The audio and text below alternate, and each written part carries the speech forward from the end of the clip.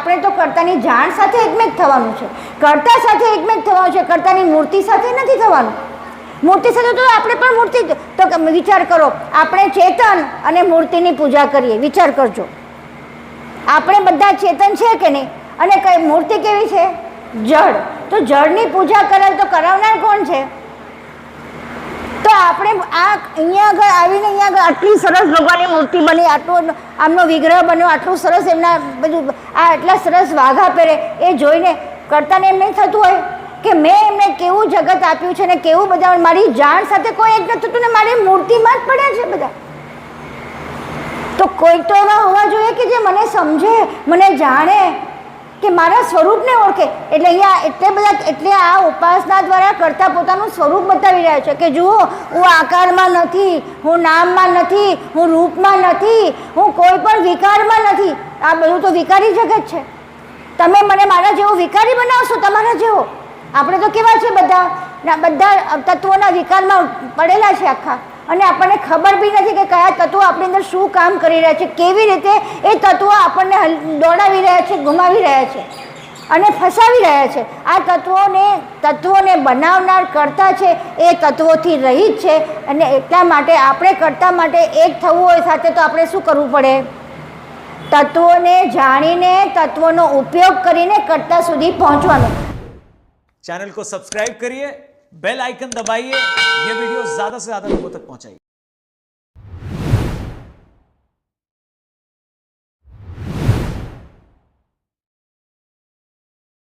કોઈ કહેશે ઉપાસનાનું ફળ શું?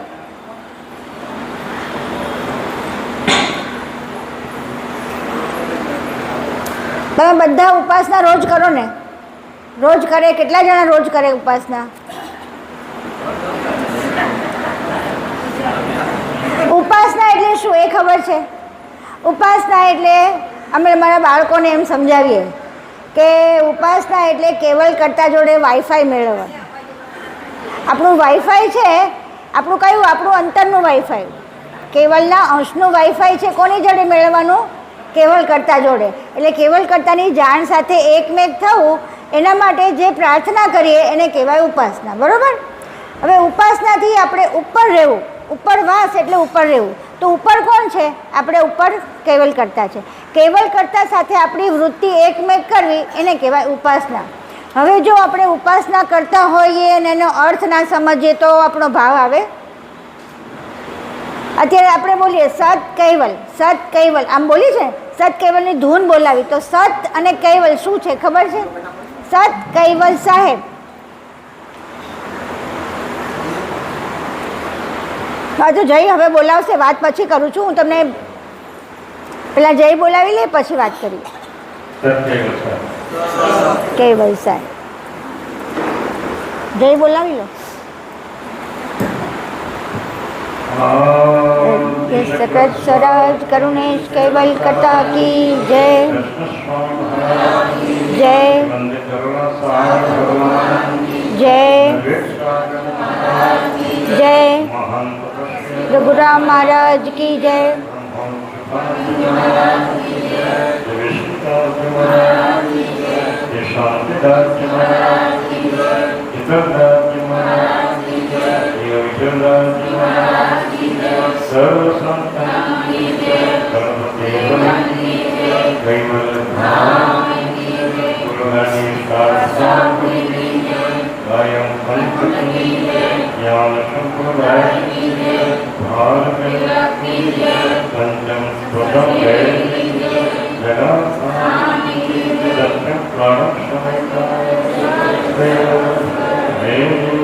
कैवल धाम की जय. આપણું કૈવલ ધામ ક્યાં છે ખબર છે? અહીંયા. જે કરતા સાથે જોડાયેલું હોય એનું કૈવલ ધામ અહીંયા જ હોય. અને કૈવલ ધામ જવા માટે થઈને બીજું કોઈ રસ્તો નથી. કેવલ કરતાની સમજણ સાથે એકમેક થવું. કેવલ કરતાની જે જાણ છે, સજાણ જાણ છે. આપણી જાણ કેવી છે? આટલી આટલી. આપણને તો પેલું કૂતરાને આપણે દોરડું બાંધેલું હોય ને તો કેટલું કૂતરું જાય? જેટલું બાંધેલું હોય એટલું જ જાય ને, એનાથી આગળ ના જઈ શકે. એવી રીતે આપણને કરતાએ અલ્પ જાણ આપી છે. એ અલ્પજાણથી આપણે થોડું ઘણું એ આપણને કરી શકીએ. પણ કેવલકર્તાની જાણ કેવી છે? સર્વજ્ઞ જાણ. કેવલકર્તાની જાણ કેવી છે? સર્વજ્ઞ જાણ. એ બધું જ જાણે છે. એમ કહે છે કે કીડીને અંદર તમે ઝાંઝર પહેરાવ્યા હોય તો કીડીને ચાલવાની જે ગતિ છે ને એની જાણ પણ કરતાને છે, અને એના અવાજની જાણ પણ કરતાને છે. તો આટલા પરમ જે કરતા છે એની ઉપાસના કરવી હોય એના માટે આપણી બુદ્ધિ કેવી જોઈએ? એકદમ નિર્મળ થયેલી, એકદમ પ્રેમ ભાવવાળી, એકદમ આરત માટે આપણો આરત એટલી બધી વધી જાય કે આપણે કરતાને મળ્યા વગર આપણને ગમે જ નહીં, છૂટકો જ ના થાય. એવી જ્યારે આપણી એવી સ્થિતિ આવે ત્યારે આપણી અંદર કેવલધામ, આપણી અંદર કરતા પોતે જ કેવલધામ રૂપે આવી જાય. આવી સ્થિતિ કરવા માટે થઈને આપણે કૈવલની સ્તુતિ કરતા હોઈએ, કેવલની ઉપાસના, સત કેવલની ઉપાસના કરતા હોઈએ. હવે આપણે ઉપાસના, હવે તમે લોકો કઈ ઉપાસના કરો છો મને થોડું જાણવું છે. કોઈ કહેશે? ઉપાસનાને આપણી નાની પુસ્તિકાઓ છે બધા પાસે, ઉપાસનાની ઘરે છે ને? હા, તો એમાં કઈ ઉપાસના? આરતી કરો, પછી કૈવલમ ચિદનમ ગાઓ. બસ. તો આપણે આજે કૈવલમ ચિદનમ કે બહુ અઘરું છે. જો એનો અર્થ ના સમજીએ તો કેવલ માટે ભાવ ના આવે. આપણા કરતા આપણા પરમ ગુરુ જે આપણને અહીંથી બહુ પાર લઈ જવા માટે આવેલા, એ લોકોને એની જાણ જો આપણે ના મેળવીએ તો આપણે આ ઉપાસના કરવાનો કોઈ અર્થ ના રહે. અને ઉપાસનાનો અર્થ ના જાણીએ ત્યાં સુધી ઉપાસનાની કોઈ કિંમત નથી. કારણ કે અર્થ જાણીએ તો આપણે એમની અંદરનો ભાવ આવે. કોના માટે? કે આપણા કેવલ કરતા કેવા છે, અને એ એવા છે કે એના એ બધા ગુણ આપણે બીજા બધા જો કરીએ ને તો એમના ગુણોનું વર્ણન કરીએ. આવા છે, બહુ સુંદર છે, બહુ પ્રેમાળ છે, બહુ બધા દેવોના ગુણોના વર્ણન થાય. કેવલ કરતાં તો ગુણથી રહી જ છે. તો એમને કઈ રીતે જાણવા, એમને કઈ રીતે સમજવા? એમના માટે પરમ ગુરુએ પોતે રચેલા અમુક જે પદો છે એમાં આખો એનો અર્થ એટલો બધો ગૂઢ અર્થ છે, એવો ગહન અર્થ છે. અને એ આપણે આજે કૈવલમ ચિદનમ ખાલી 4 ચોપાઈઓનું છે. કેટલા છે જુઓ? 1 2 4 ને 5. 1 2 3 4 5 6. કેમ આમ છે? 3 4 5. હા, બસ બે નાને 5 6 લીટીઓ જ છે ખાલી. એટલે આપણે આજે ગાઈશું અને સમજવા પ્રયત્ન કરીશું. પહેલાં આખી સ્તુતિ ગાઈ લઈશું. બધા છે, બધા પાસે પુસ્તકો મોડે છે?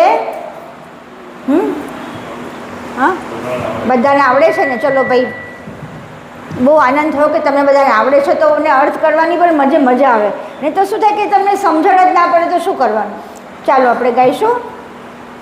કૈવલમ ચિદેનમ અવ્યેલાવયન્નમ દિગ્રન્નમ લઘુયમ અમોહમ અમસ્તુ નિરાલમ નારાયણમ અહન્નાવર્ણેયમ નયેતિ નણેયમ તમાયામ પરંતુ જપેનાંજપાયમ કાયનામયાયમ મનાતીત્વગોયમ સ્વયં તામ સમસ્તુ જહાનામ ધ્યાતા દેયના વિછંદમ વિનય જે કરોતિ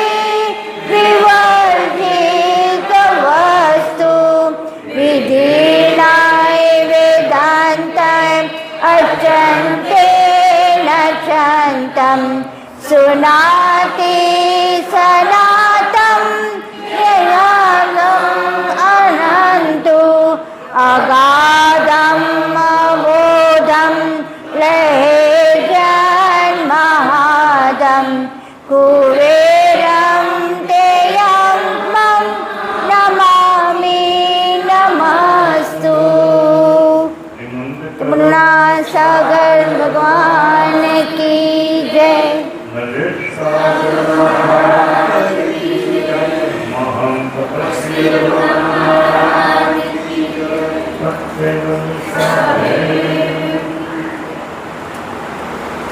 કૈવલમ ચિદેનમ અવ્યેના વયનમ. કૈવલ તો બધાને ખબર છે, કૈવલ કે જેમને કોઈ વળ નથી. કોઈ વળ નથી એટલે આખું જગત એમણે વળથી રચેલું છે. એમની ક્રિયાવૃત્તિમાં એકલા વળ જ છે. અને જે પોતે વળ વગરના છે, પોતે અંતઃકરણ વગરના છે, પોતે શરીર વગરના છે, એવા જ્યારે આ બધી જગતની કોઈ તત્વો વગરના છે, એવો કોઈ વળ એમની અંદર નથી. એવા જે કેવલ છે એ આખા જગતની વળ દ્વારા રચના કરે. વિચાર તો કરો, એમની 9 બુદ્ધિમાંની એક બુદ્ધિ એનો આટલો અંશ, આટલામાં આખું જગતની રચના કરી નાખે. આ એમની કેવી એમને માટે શું શબ્દ વાપરી શકાય? કંઈ જ ના વપરાય. એવા કૈવલ છે. એવા કૈવલ ચિદેનમ અવ્યેના વયમ. ચિદેનમ એટલે કોણ? તો કે ચિદ સ્વરૂપ. કોણ છે? તો કે જે જાણ સ્વરૂપ, પરમ જાણ સ્વરૂપ ચિદ સ્વરૂપ છે. એ કેવું છે? આ વ્યાપક બ્રહ્મના પ્રકાશને પ્રકાશનાર આવું ચિદ સ્વરૂપ છે, જે આખા જગતને પ્રકાશે છે. આખા જગતની અંદર પોતાની જાણ દ્વારા, પોતાની 6 વૃત્તિઓ દ્વારા, 6 મોટી કઈ વૃત્તિઓ છે કૈવલ કરતાની? 6 વૃત્તિ. કઈ? પ્રકાશ બ્રહ્મ વૃત્તિ આવડે છે કોઈને? પ્રકાશ બ્રહ્મ વૃત્તિ. પછી બોલો મહારાજ. સંજમ વૃત્તિ, ઈચ્છા વૃત્તિ, ક્રિયાવૃત્તિ, સજીવન વૃત્તિ અને છેલ્લે અંશ વૃત્તિ. આ 6 વૃત્તિ દ્વારા આખા જગતની આ બ્રહ્મના પ્રકાશમાંથી એમણે રચના કરી છે. આવા જે ચિદ સ્વરૂપ છે, એવા જે કેવલ કરતા છે, એ કેવા છે?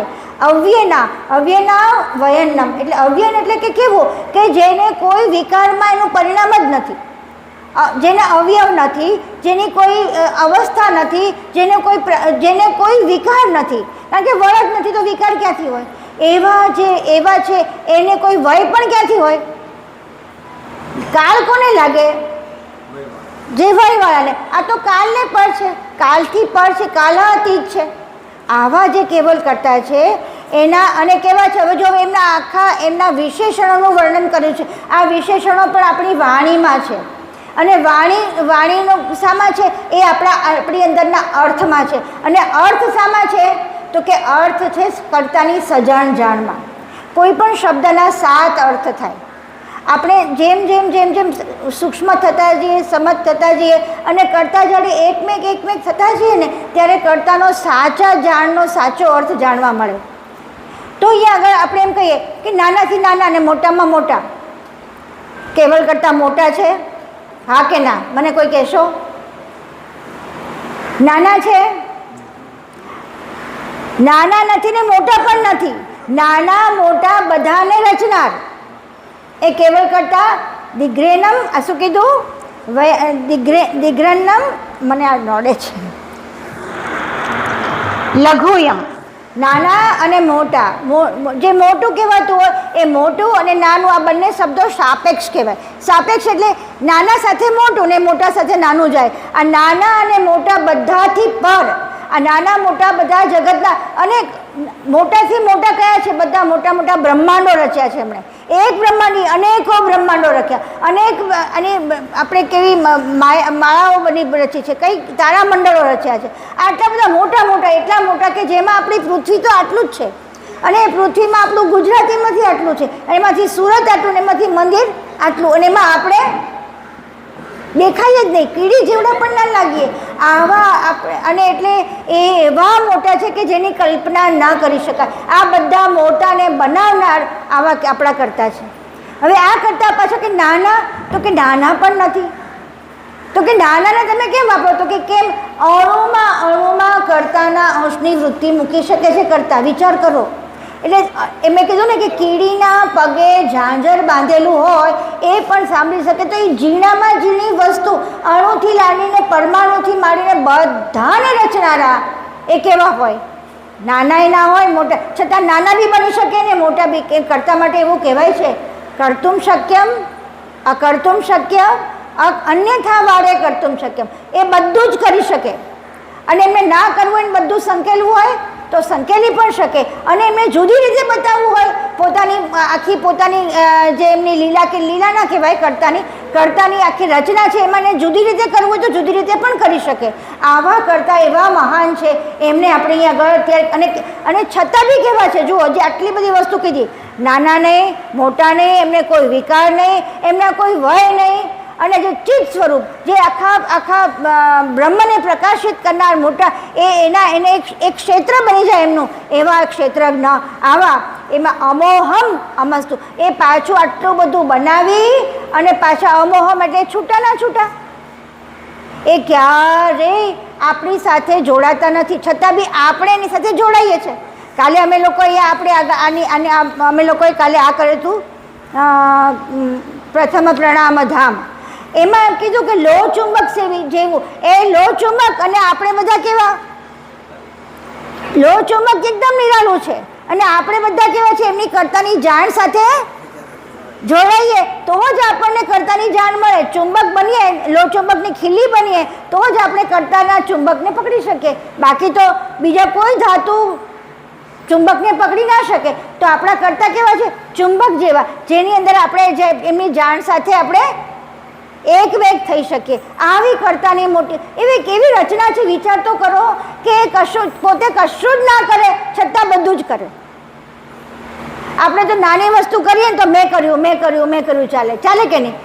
સારી વસ્તુ બનાવીએ ને પછી બધાને ખવડાવીએ, આજે કેવું બન્યું છે, કેવું સરસ છે, મેં બનાવ્યું છે કરીએ ને. આપણે અહીંયા કોઈ પણ રચના કરતા હોય, તમે લોકો કોઈ પણ ધંધા પાણીમાં સરસ ખેતીનો પાક આવ્યો હોય, સરસ બધું, તો કે જુઓ મારા ખેતરમાં આટલું સરસ આ દૂધી બાર પાકી છે, જુઓ તો ખરા, મારા ખેતરમાં આટલા સરસ રીંગણા પાકે, તમે જુઓ છો કેટલા મીઠા છે. આ બધું મારું મારું મારું મારું કહે, કેવલ કરતા કેવા એકેમાં મારું શબ્દ જ નથી લાવતા. એટલે કીધું અમોહમ, કોઈ મોહ નથી એમને કોઈ પણ. તો છતાં તો કે તો પાછા તમે એક બાજુ એમ કહો છો કે અમોહમ અને એક બાજુ કે કરુણાસાગર, આવું કેવું? કરુણાસાગર એટલે તો તમારે કોઈ પ્રેમ હોય તો તમે એની પર કરુણા કરો, નામ થોડી કરુણા કરો. અને પાછા કે તમે તો કે મોહ નથી પણ પ્રેમ છે. કેમ? કારણ કે આપણે અંશો એમના કોણ છે, સજાતીય છે, અને એ સજાતીય માટે એમને એટલો બધો પ્રેમ છે કે એટલા માટે તો જગત રચ્યું છે. આ જગતની રચના એટલે જ માટે કરી કે દરેક અંશો પોતાના કૃતને બધા બરોબર સમજે, માણે અને એની દ્વારા કર્તાની જોડે એકમેક થઈએ. આપણે કર્તા તો કોઈ જોઈ શકવાના નથી. મૂર્તિમાં તો કર્તાના આપણે એક કર્તાનું મૂર્ત સ્વરૂપ છે, કર્તા તો જાણ સ્વરૂપ છે. કર્તા બિલકુલ આ મૂર્તિમાં ક્યારેય આવ્યા નથી ને ક્યારેય નથી, છતાં બી કર્તાએ આપણા માટે થઈને કરુણાસાગર કુબેર સાહેબ બની અને આપણા માટે થઈને એવા પરચા બતાવ્યા કે મૂર્તિમાં પણ હું છું. એ કોના માટે બતાવ્યા? કે જે લોકોને કોઈ જાતનો કર્તા માટેનો સમજ જ નથી એ લોકો માટે. પણ આપણે તો કર્તાની જાણ સાથે એકમેક થવાનું છે, કર્તા સાથે એકમેક થવાનું છે, કર્તાની મૂર્તિ સાથે નથી થવાનું. મૂર્તિ સાથે તો આપણે પણ મૂર્તિ, તો વિચાર કરો, આપણે ચેતન અને મૂર્તિની પૂજા કરીએ, વિચાર કરજો. આપણે બધા ચેતન છે કે નહીં? અને કઈ મૂર્તિ કેવી છે? જળ. તો જળની પૂજા કરે તો કરાવનાર કોણ છે? તો આપણે અહીંયા આગળ આવીને અહીંયા આગળ આટલી સરસ ભગવાનની મૂર્તિ બની, આટલું આમનો વિગ્રહ બન્યો, આટલું સરસ એમના બધું આટલા સરસ વાઘા પહેરે, એ જોઈને કરતાને એમ નહીં થતું હોય કે મેં એમને કેવું જગત આપ્યું છે ને કેવું બધા, મારી જાણ સાથે કોઈ એક નથી થતું ને મારી મૂર્તિમાં જ પડ્યા છે બધા. તો કોઈ તો એવા હોવા જોઈએ કે જે મને સમજે, મને જાણે, કે મારા સ્વરૂપને ઓળખે. એટલે અહીંયા એટલે આ ઉપાસના દ્વારા કરતા પોતાનું સ્વરૂપ બતાવી રહ્યા છે કે જુઓ, હું આકારમાં નથી, હું નામમાં નથી, હું રૂપમાં નથી, હું કોઈ પણ વિકારમાં નથી. આ બધું તો વિકારી જગત છે. તમે મને મારા જેવો વિકારી બનાવશો, તમારા જેવો. આપણે તો કેવા છે, બધા તત્વોના વિકારમાં પડેલા છે આખા, અને આપણને ખબર બી નથી કે કયા તત્વો આપણી અંદર શું કામ કરી રહ્યા છે, કેવી રીતે એ તત્વો આપણને દોડાવી રહ્યા છે, ગુમાવી રહ્યા છે અને ફસાવી રહ્યા છે. આ તત્વોને બનાવનાર કરતા છે, એ તત્વોથી રહિત છે. અને એટલા માટે આપણે કરતા માટે એક થવું હોય સાથે તો આપણે શું કરવું પડે? તત્વોને જાણીને, તત્વોનો ઉપયોગ કરીને કરતા સુધી પહોંચવાનું. તત્વોનો ઉપયોગ જ આપણા માટે એવો છે કે સમજીને કે કરતાએ આ શાના માટે બનાવ્યું. વિચાર કરો, આપણે આંખો કરતાએ શાના માટે આપી છે? જોવા માટે, બરાબર? તો આપણે શું જોઈએ છે જગતમાં? વિચાર કરો. એક જોવાનું છે ચર્મ દ્રષ્ટિ, કઈ દ્રષ્ટિથી શું છે કે આ બધી ચામડી, આ બેન ગોરા છે, આ બેન કાળા છે, આ આવા છે, આ તેવા છે. પછી કેવી મનની દ્રષ્ટિ, આ બેનના સ્વભાવ નથી સારો, આ ભાઈનો સ્વભાવ નથી સારો, આ આવા છે, આ તેવા છે. પછી બુદ્ધિની દ્રષ્ટિ, આ બહુ હોશિયાર છે, આ પેલું અને આ પેલું આવડે છે, અને પેલું આવડે છે, અને પેલું નથી આવડતું. પછી કોઈની પાસે સિદ્ધિ છે તો કે આમની પાસે આ સિદ્ધિ છે, આમની પાસે આ સિદ્ધિ છે, આમની આ આવડત છે, આમનું આ ઐશ્વર્ય છે. આપણે બધા અર્થો કેમાં લઈ જઈએ છીએ? તત્વોને આ બધામાં લઈ જઈએ છીએ. ત્યારે કર્તા સાથે આપણે જોવું હોય તો આપણે કર્તા દરેકમાં કર્તાનો અંશ છે કે નહીં? જ્યારે આપણી દ્રષ્ટિમાં કર્તાનો અંશ દેખાય ત્યારે સમજવાનું કે આપણે કર્તામાં સાથે એકમેક થઈ શકશું. અંશ દેખાય એટલે શું? અંશ દેખાવાનો છે તો કે ના, આ બધાને ચલાવનાર કોણ છે? એક ચેતન. અને બધાની અંદર ચેતન કેવું છે? એક છે ને છે. એટલે ચેતન કેને ચલાવે છે? કેવું છે? આપણે વિચાર કરો, ઇલેક્ટ્રિસિટી, લાઇટ છે, લાઇટની સાથે અંદર શું હોય છે? ઇલેક્ટ્રિસિટી હોય છે. એ લાઇટને સળગાવે, પંખાને ચલાવે, એસીને ચલાવે, બધાને ચલાવે કે નહીં? પણ બધાના કામ જુદા જુદા છે કે નહીં? પણ ઇલેક્ટ્રિસિટી બધામાં છે કે નહીં? તો આપણા બધા મનુષ્ય લો, પશુ લો, પક્ષી લો, કીડી લો, સ્થાવર લો, કોઈ પણ જગ્યાએ અંશ છે કે નહીં? અંશ છે તો ચેતન છે, અંશ છે તો જાણ છે. તો અહીંયા તમે જ્યારે કોઈને જો છે, ચેતન છે માટે એ બોલે છે, ચેતન છે એ માટે ચાલે છે, ચેતન છે માટેનો સ્વભાવ આવો છે. તો આપણે સ્વભાવ જોઈશું કે ચેતન જોઈશું?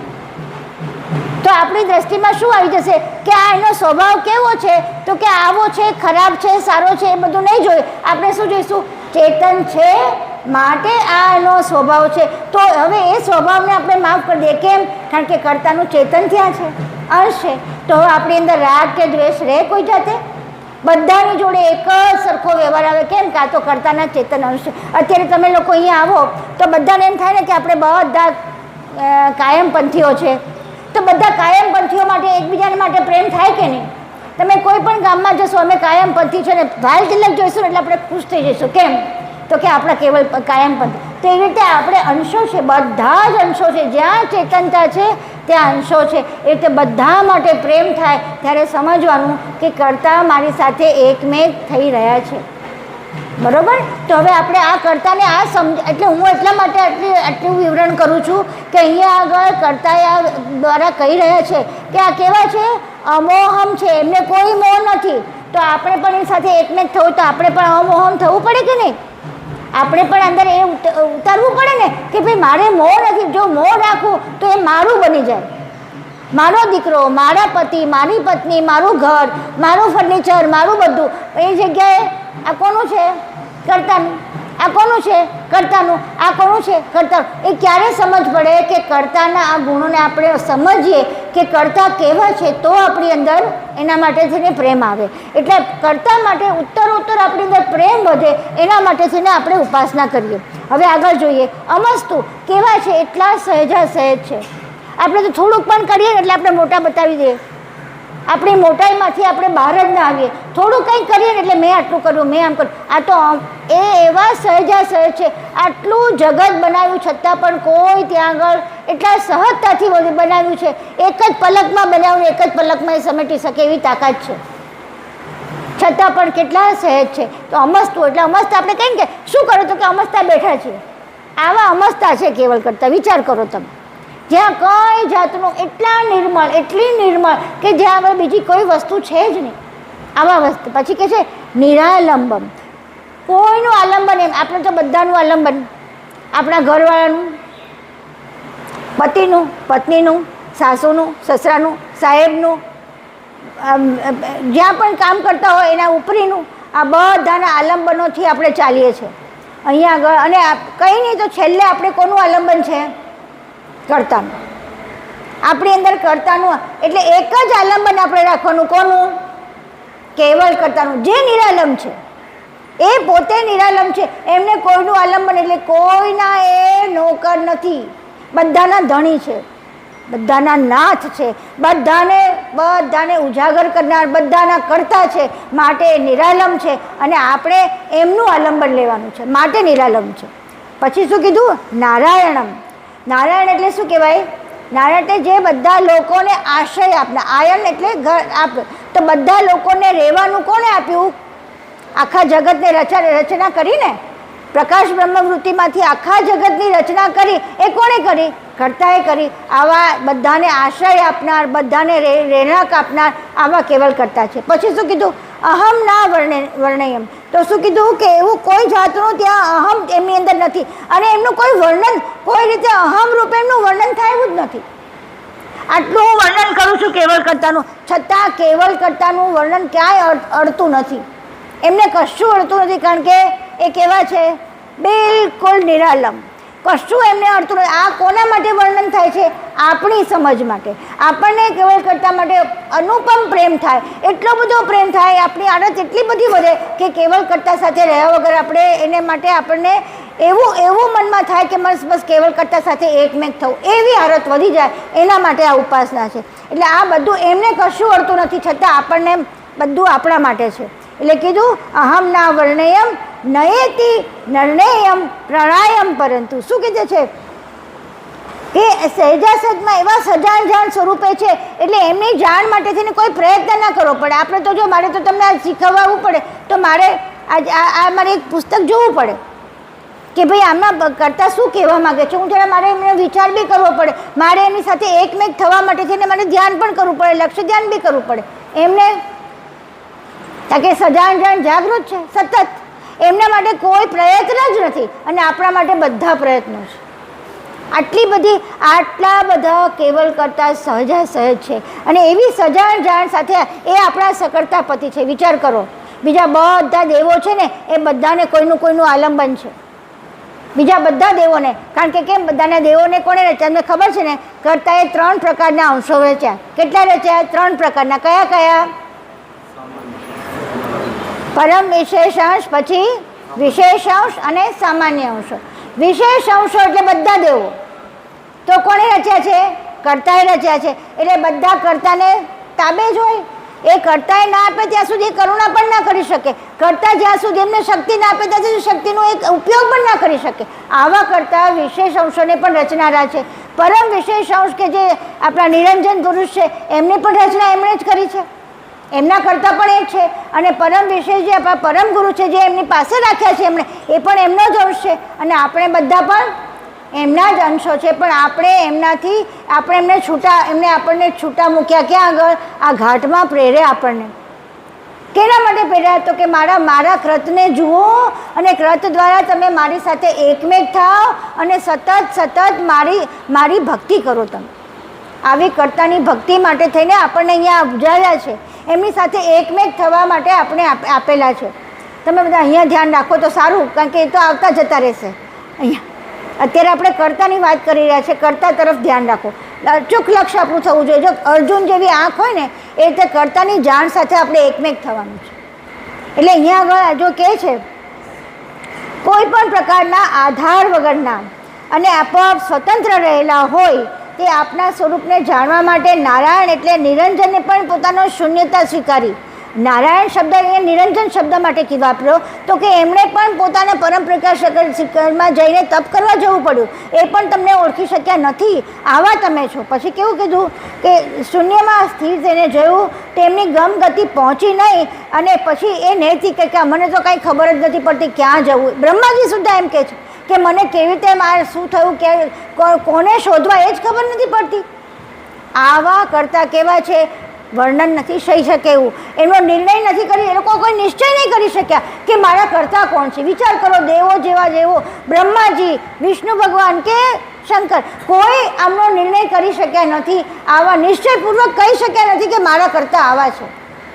આ તો આપણા બધાના નસીબ છે કે આપણા બધા ભાગ્યવાળા છે કે પરમ ગુરુની જાણ પંચમ વેદ રૂપે પરમ ગુરુ અહીંયા આવ્યા, પધાર્યા, આપણા અહીંયા આગળ અને સારસામાં આવીને આપણને બધાને અહીંયા આગળ ઉજાગર કરવા માટે એમની જાણ મૂકી ગયા છે આ પુસ્તકો રૂપે. તો આપણે આપણો અત્યારે ધર્મ બની ગયા. આ ધર્મ બની જાય. હું શું કહેવા માગું છું? ધર્મ એટલે શું? ધારણ કરવું. એટલે આપણો ધર્મ બની ગયો કે આપણે એમના આ ગ્રંથોનો અભ્યાસ કરી અને એમની જાણને આત્મસાત કરવી, આપણી જાણને આપણા આચરણમાં ઉતારવી. કરતા કઈ ગયા છે કે તમે મારી ભક્તિ કરો. કેવી રીતે? તમે તમારી જાતને જાણો અને પછી મને જાણો, તમારા અંશ સ્વરૂપને જાણો અને મને જાણો. તો અંશ સ્વરૂપને જાણવા માટે થઈને આપણી ઉપર આ બધા કેટલા પડ્યા છે? ડુંગળી પર કેટલા પડ હોય? કેટલા પડ છે ડુંગળી પર? ખબર છે ને? એટલા બધા પડો, 7 પડો આપણી પર, આપણા શરીર પર જાળેલા છે. સ્થૂળ શરીર, સૂક્ષ્મ શરીર, કારણ શરીર, મહાકારણ શરીર, પરમ કારણ શરીર, આપણે પ્રણવ શરીર અને છેલ્લું અંકુરી છે. આટલા દેહો મૂકેલા આપણે અંકુરી દેહ સુધી પહોંચવાનું છે, આ બધાને પાર કરતાં કરતાં. તો ક્યારે કરાય? કે જ્યારે આ બધાના તત્વોને જાણીએ, એ તત્વોથી આપણે થોડા છૂટા થઈ અને થોડા કર્તાને સાક્ષી રૂપે જોઈએ તો ખબર પડે ને કે મારી અંદર કોણ કામ કરી રહ્યું છે. આ કર્તા મારી અંદર શ્વાસ કેવી રીતે લઈ રહ્યા છે, આ કર્તા મારી અંદર મારી દ્રષ્ટિમાં કેવી રીતે કામ કરી રહ્યા છે. આ બધું તત્વના જ્ઞાનમાં કર્તાએ પંચમ વેદમાં મૂકી દીધું છે. તો બધાએ થોડો થોડો અભ્યાસ કરી અને કર્તા સાથે એક થવાનો પ્રયત્ન કરવો જોઈએ. અને એટલા માટે જ આપણે રાખ્યું છે કે ઉપાસના કરતી વખતે આપણે કર્તાની જાણ મળે થોડી ઘણી. આગળ જઈએ, થોડું આગળ. જપે ના જપાય એમ. હવે આપણે તો અત્યારે સત્કેવલ કરીને ગાયા કર્યું, તો જપ કર્યો ને આપણે, તો કે જપથી જપાય એવા છે નહીં કરતા. તો કોણે જપ્યા તમે? તો કે તમે તો તમારા ભાવને જપીને આ સત કૈવલને યાદ કરીને તમારા અંતઃકરણને એટલું શુદ્ધ કર્યું છે, એટલું નિર્મળ કર્યું છે કે તમે તમારા કર્તાની જાણ સુધી પહોંચી શકો. એનું ફળ જ આ છે. આટલા 6 કલાક, આ 7 કલાક તમે આ કર્યું, એના ફળ રૂપે કર્તાની જાણ તમને મળી રહી છે. માધ્યમ કોઈ પણ હોય, હું હોઉં કે જીવનભાઈ હોય કે બીજું કોઈ પણ હોય, પણ કર્તાની જાણ આના ફળ રૂપે તમને મળી રહી છે. તો આ બધી ઉપાસનાનું ફળ એક જ છે, કર્તાની જાણ સાથે એક થવું. બરાબર? તો આપણે કર્તાની જાણ સાથે એક થવા માટે જપે ના જપાય, એટલે સમજી લેવાનું કે આ જપ દ્વારા મને નથી મળવાના. કાયમ ના મયાયમ, એટલે શું કીધું? કોઈ પણ પ્રકારના મંત્રોથી જપથી જપાવી શકાય નથી. આપ કાયારૂપ આકૃતિ વિના છો, તમારી કોઈ આકૃતિ છે નહીં. મંદિર સામે બેઠા છીએ છતાં બી આપણે કહીએ છીએ કે આકૃતિ નથી, કારણ કે આપણી સમજણમાં છે કે કરતા તો આપણે આપણા માટે થઈને આવો આકૃતિ બનાવી છે. બાકી કાઢતા કેવા છે? આકૃતિ વગરના છે અને કેવા છે? માયાથી રહી છે. અને આ બધી માયા રચેલી કોના માટે છે? આ અંશને અહીંયા ભોગવવા માટે રચી છે, પણ છતાં બી અંશે સમજીને કરવાનું છે કે આ કર્તાએ બનાવેલું છે. આ કર્તાએ બનાવેલી વસ્તુ છે. આપણે કોઈ સારી વસ્તુ બનાવી હોય ને તો આપણે કહીએ કે એનો સાચવીને ઉપયોગ કરજો, કરીએ કે નહીં આપણે? એવી રીતે અહીંયા કર્તા એમ કહે છે કે તમે એનો સાચવીને ઉપયોગ કરજો. અને એટલા બધા એના મય ના થઈ જતા કે તમે જે પદાર્થ બની જાઓ, તમે જે તત્વો બની જાઓ. આપણે જ બની જઈએ છીએ બધું. આપણે ખાવાનું તો આપણે બસ ખાવાની ઈચ્છામાં કઈ આકાંક્ષા છે? આપણી ક્ષુધા આકાંક્ષા છે, એમાં આપણે ખાવાના રૂપ બની જઈએ છીએ. હવે તમારો જીવ ખાવામાં જ દયા કરે તો કર્તાને યાદ કરી શકશું આપણે? કંઈ પણ વસ્તુ જોવામાં જોઈશું તો કર્તાને શાના માટે બનાવ્યું છે એનો ઉપયોગ જોઈ શકશું? તો કર્તાને જાણવા માટે કર્તાએ શાના માટે બનાવ્યું છે, કર્તાએ શું કામ કર્યું છે, મને કેવી રીતે આનો ઉપયોગ કરવાનો, આ બધી જાણ લેવી એ આપણો ધર્મ છે. અને ધર્મ શું છે? કર્તાની જાણ મેળવવો એ આપણો ધર્મ છે. બધા કાયમ પરથી કેવા છે? આપણો કયો સંપ્રદાય છે? જ્ઞાન સંપ્રદાય. તો જ્ઞાનનો અર્થ શું થાય? જાણવું. અને કર્તાની જાણ સાથે એકમેક થવું એ આપણો ધર્મ છે અને એ જ આપણો પંથ છે. કે નિરંતર રૂપે જે કર્તાએ આખું આ જગત નિરંતર એક પછી એક આ બધા આવ્યા કરે છે. એક બીજમાંથી બીજું બીજ, બીજામાંથી કેવી રીતે આવે? તમે આટલું ખેતરમાં બીજ રોપો છો, આટલા બધા. હવે એ ખેતરમાંથી તમે કેટલા 100 બીજ રોપ્યા હોય, ધારો કે તમે એક તગારું ભરીને બીજ રોપ્યા, તો કેટલું અનાજ પાકે? મણનો મણ અનાજ પાકે. તો શું છે આ એમનો કાયમ પંથ છે. આપણી અંદર પુત્રમાંથી પુત્રી એમ એક પછી એક આપણા વારસો થયા જ કરે છે. આપણે આપણા બાપ દાદાથી આપણે કેટલામો વારસો છે આપણને ખબર નથી, આપણે કેટલા વર્ષ પહેલાં મળીશું. તો આવી રીતે જે કાયમ પંથમાં છે, કાયમ પંથની જાણમાં છે, એ બધા જ્ઞાન સંપ્રદાયો છે. અને એ બધાનો ધર્મ શું છે? જ્ઞાનને કર્તાના જ્ઞાન સાથે એકમેક થવું. પછી શું કીધું? મનાતીત મગોયમ સ્વયં તમ સમજતું. મનાતીત છે. આ મનથી, આપણા મનથી તો મેળવી શકાય એમ જ નથી. મન શું છે? અંતઃકરણ છે. અંતઃકરણની પાર છે કર્તાનું સ્વરૂપ.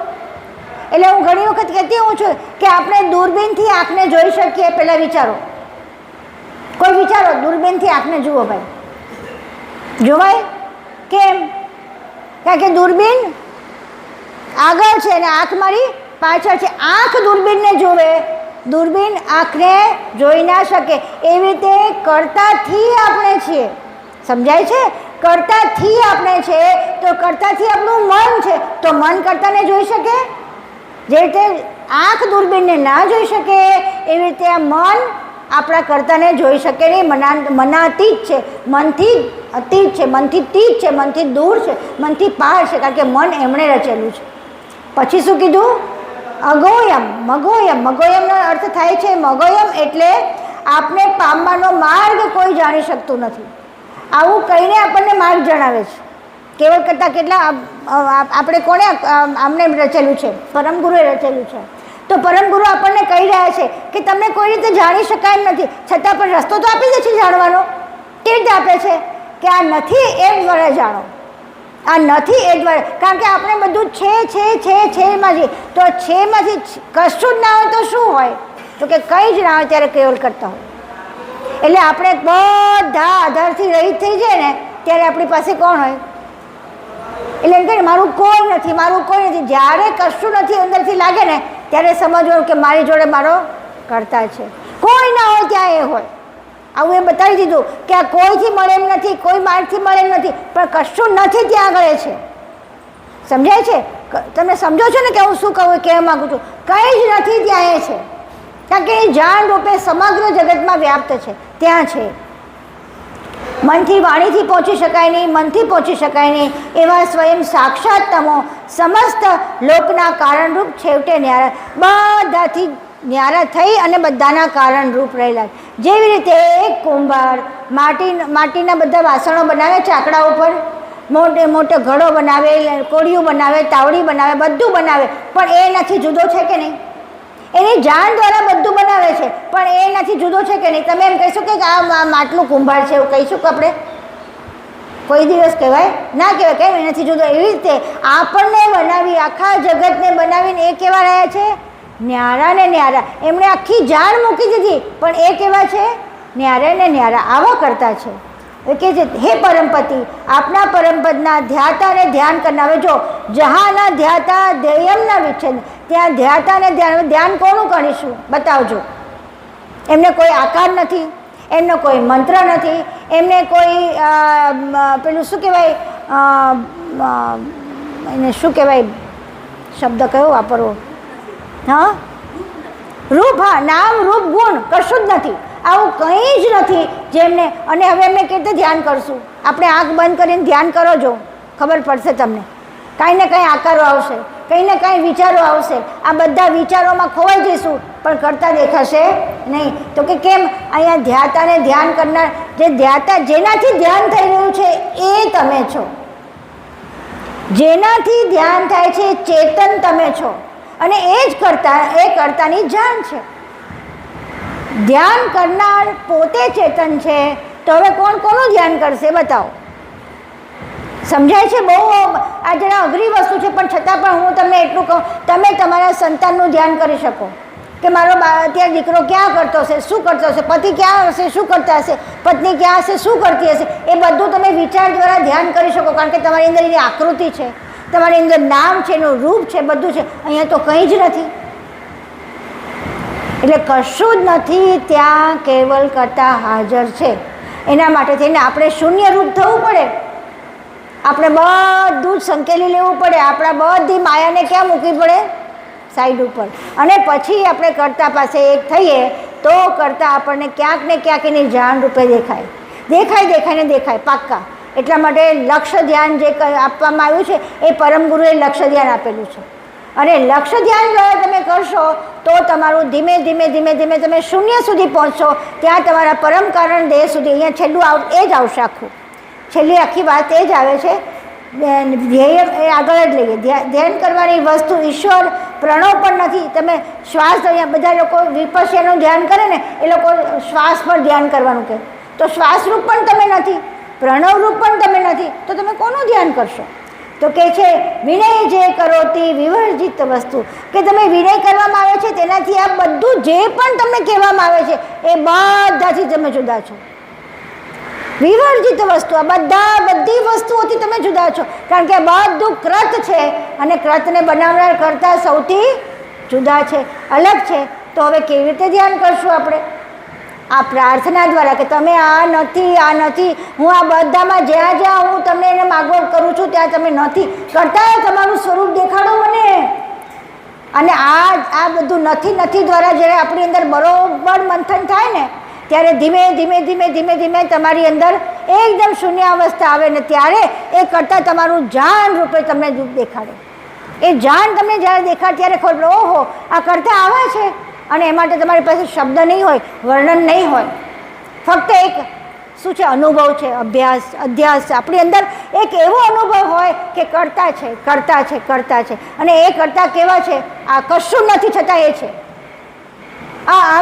એવી અદ્ભુત એનો અનુભવ છે આ કે એ તમે એક વખત તમે એની પર આવી જાય તમે કરતા છે બીજું કંઈ યાદ જ નહીં કરો.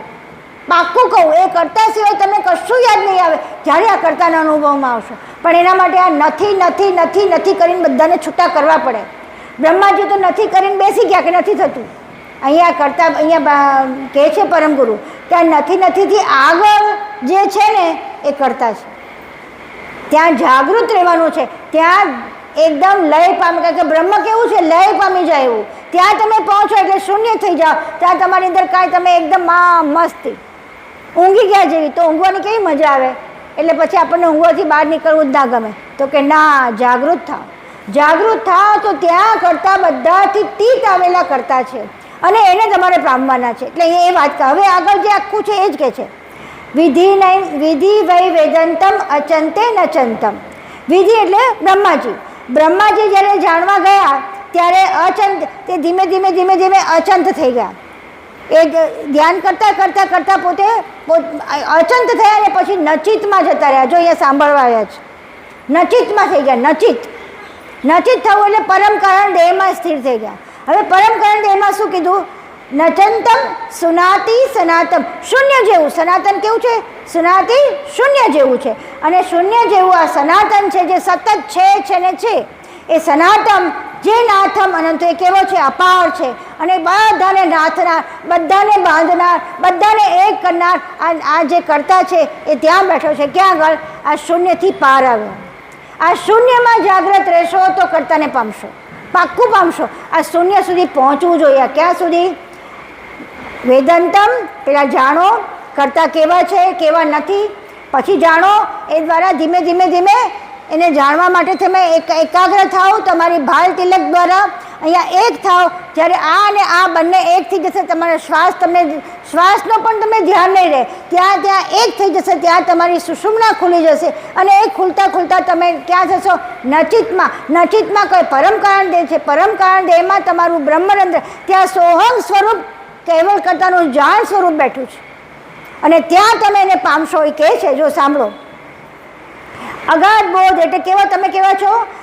અગાધમ બોધમ લહેજનમાં. અહીંયા અગાધ બોધ મળશે. ક્યાં આગળ? શૂન્યથી પારમાં અગાધમ બોધમ લહેજમ મહાદમ.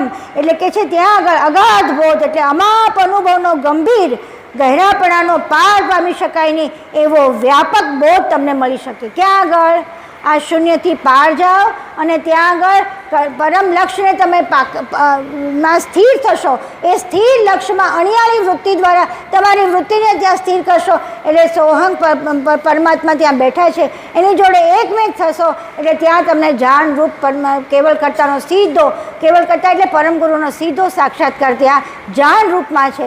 એટલે કીધું કે આ વ્યાપક બોધ લઈ શકે એવો પુણ્ય ભાગ્યશાળી જન મહત પરમ ગુરુની સજાણ શરણમાં સ્થિર થાય તો જ પામી શકે. અહીંયા આગળ સ્થિર થવાનું છે એકાગ્ર બુદ્ધિ દ્વારા, એક અણી દ્વારા. આ ભાલ તિલક જ આપણે એના માટે આપ્યું છે. એક અણી દ્વારા એવા સ્થિર થઈ જઈએ કે જ્યાં આપણે કેવલ કરતાનો એકદમ ઈશારો મળી જાય કે ઓહો આ જ મારા કરતા. ત્યાં બધા નાદ બધા શાંત થઈ જાય છે, ત્યાં બધા રંગો શાંત થઈ જાય છે, ત્યાં આ બધા અનુભવ વચ્ચે આવશે રંગો દેખાશે, નાદ સંભળાશે, આ બ્રહ્મના બધા પ્રકાશ દેખાશે. આ બધા પ્રકાશને દૂર કરીને હજી બધાને જોતા જાઓ અને બધાને માલતા કે આ બધું મારા કર્તાએ બનાવેલું છે. મારે તો મારા કર્તા સુધી વિવર્જિત વસ્તુ એને પહોંચવાનું છે. એ પહોંચાઈ જવાય ત્યારે શું કીધું? એ શ્રીમંત કુબેર સ્વામી ભગવાન કરુણાસાગર કહે છે કે ઉપર દર્શાવ્યા પ્રમાણે ગુરુગમ ગતિવાળા સંત તે હવે આવા સંત, હવે એ વાત કરી રહ્યા છે કે જેને આવી ગુરુગમ મળી છે એવા સંત મારા સર્વાતીત સર્વજ્ઞ સજાણ સ્વરૂપને વારંવાર નમસ્કાર કરે છે. આવા સ્વરૂપને જેવું સજાણ સ્વરૂપ છે એને વારંવાર નમસ્કાર આપોઆપ થઈ જાય છે. કેમ? કારણ કે આ બધાને પાર કર્યા પછી આ સજાણ સ્વરૂપના દર્શન થાય છે, એ સમજણ આવે છે, એની જાણ આવે છે અને તમે ઓહો થઈ જાઓ છો. આના માટે કોઈ શબ્દ નથી, આ ખાલી અનુભવ છે. આ બધાએ અનુભવ કરવા જેવો છે. આપણું આ આટલું તમે રોજ બોલો છો પણ આ સમજાય છે ને કે આવું આપણે પામવાનું છે, આ સ્થિતિ આપણે પામવાની છે. એના માટે આપણે પરમગુરુએ આ સ્તુતિ આપી છે અને આ સ્તુતિ દ્વારા આનો અર્થ કરતાં સમજતા આપણે આ સ્થિતિએ પહોંચવાનું છે. બધાને પરમગુરુ આવો માર્ગ આપે, આવું શરણ આપે એવી પ્રાર્થના સાથે સત કૈવલ સાહેબ. શ્રીમદ કરુણા સાગર ભગવાન શ્રી મહાન તપસ્વી રઘુરામ મહારાજ કૈવલ ધામ ઉપસ્થિત આમ તો ગીતાબા ઉપસ્થિત સત્સંગી ગીતાબા ઉમરા મંદિરના ટ્રસ્ટી જીવાભાઈ તેમજ માંડવી તાલુકા કૈવલ જ્ઞાન પ્રચાર મંડળના હરિભક્તો ભાઈઓ બહેનો, આમ તો આજનો પ્રસંગ આપણા માંડવી તાલુકા કૈવલ જ્ઞાન પ્રચાર મંડળના ધૂમના કાર્યક્રમ માટે આપણે સૌ પધાર્યા છીએ. ખૂબ સારી વાત છે. આમ તો લગભગ હું અહીંયા 47 વર્ષથી આવું છું. કદાચ 1-2-11 કદાચ બાકી કોઈ અનિવાર્ય સંજોગોના કારણે ઉમરા મંદિરે આવી નહીં શકાયું હશે. લગભગ દર 11 હું અહીંયા આવું છું. હવે આજે જીવાભાઈ ટ્રસ્ટી છે એમના સાથે મારે બહુ ઊંડો નાતો છે. હવે એમણે જે આ આયોજન કર્યું છે કે ધૂન માટે આપણે આવીએ છીએ, કૈવલ ધૂન માટે, અને 10-11 દિવસની જે ધૂન ચાલે છે સાથે આ એક અડધો-પોણો કલાકની જે સત્સંગ કથામય જે અમૃત વાણી આપણે જે સાંભળીએ એ સાંભળવાનું આયોજન કર્યું છે એટલે ખૂબ ખૂબ ધન્ય છે. કારણ કે આપણે ધૂન બોલીને અહીંયા 2 ટાઈમ આપણે જમવાનું ચા પાણી કરીને ચાલી જઈએ છીએ. આ ગીતાબાએ લગભગ આપણે કૈવલ ધામ કઈ રીતે પ્રાપ્ત કરવું, આ જે સ્તુતિ કૈવલ લમચિદેનમ આપણને કદાચ મારે માનવું છે ત્યાં સુધી આવી અમૃતમય વાણી એ સંતો પણ નહીં સમજાવી શકતા હોય. એટલી સુંદર સરળ ભાષામાં આ મીતાબાઈએ આપણને સમજાવ્યું છે. અને હકીકતમાં એટલે હકીકત છે આજે જીવાભાઈ જે આયોજન દર વર્ષે નવું આયોજન કરતા જ હોય છે ને એમને પણ ખૂબ ખૂબ અભિનંદન. અને સાથે એમનું જે સત્સંગ મંડળ છે, જે ટ્રસ્ટીઓ નવા હિમાંશુભાઈ છે, સનીભાઈ છે, તો એ લોકો બી આપણા માંડવી માંગરોળ તાલુકામાં દરેક કોઈ પણ કાર્યક્રમ હોય તો 3 મણ ધનથી સહકાર આપે છે. માટે આપણે આ 11ના દિવસે પણ આ જે આપણે આવ્યા છે એનાથી ડબલ સંખ્યા લઈને આપણે તાલુકા મંડળે પણ અહીંયા આવવું જોઈએ એવી મારી વિનંતી છે. સાથે એમણે અગાઉથી જાહેરાત કરી છે આ વખતે પરમ ગુરુ પરમ સુખાનંદ મહારાજની જે પુણ્યતિથિ છે 29/3/2026નું આયોજન ઉમરા અહીંયા કરવામાં આવ્યું છે. લગભગ 3 મહિનાથી એમણે આપણા મંડળને જાણ કર્યું છે. તો તે વખતે પણ આપણા વિસ્તારના હરિભક્તો ભાઈઓ બહેનોએ તન મન ધનથી સેવા આપવા માટે આપણે આજથી જ તત્પર રહેવું જોઈએ. એકબીજાને આપણે કહેતા રહેવું જોઈએ કે આપણે 29મી માર્ચ જે આપણે આપણા વિસ્તારમાં ઉજવીએ છીએ એ આ વખતે આપણે અહીંયા ઉમરા મંદિરે ઉજવણી કરવાનું એમણે આયોજન કર્યું છે. એ પણ બહુ સારી વાત છે. એમને ધન્યવાદ આપું છું. હવે આપણો સમય ટૂંકો છે એટલે આપણે ઉપાસનામાં આપણે બેસીશું અને ઉપાસના પૂરી કરીને આપણે મહાપ્રસાદ લઈને આપણે પોતપોતાના સ્થાન પર આપણે અહીંથી વિતરણ કરીશું. અસ્તુ. શ્રીમદ કરુણા સાગર ભગવાન શ્રી મહાન તપસ્વી રઘુરાજ મહારાજ કૈવલ